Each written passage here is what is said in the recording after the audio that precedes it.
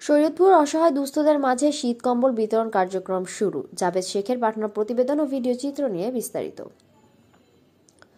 শরীয়তপুর সহ দেশের বিভিন্ন স্থানে ২রা জানুয়ারি বৃহস্পতিবার সকাল থেকেই কুয়াশার দাপট, সেই সঙ্গে কমেছে তাপমাত্রা, আর তাতে বেড়েছে শীত।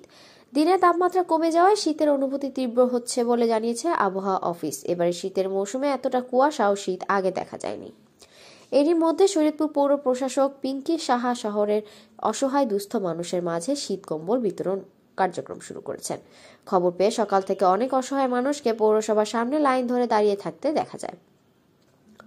পরে পৌর প্রশাসক পিঙ্কি সাহা পৌরসভার কর্মকর্তা কর্মচারীদের সঙ্গে নিয়ে কম্বল বিতরণ করেন। এ সময় পৌর প্রশাসক পিঙ্কি সাহা জানান, জেলার বিভিন্ন স্থানে কম্বল বিতরণ কার্যক্রম চলমান থাকবে। কম্বল বিতরণের সময় উপস্থিত ছিলেন পৌরসভার নির্বাহী কর্মকর্তা এনামুল হক, পৌরসভার নির্বাহী প্রকৌশলী মোয়াজ্জেম হোসেন সোহেল সহ কর্মকর্তা কর্মচারীগণ।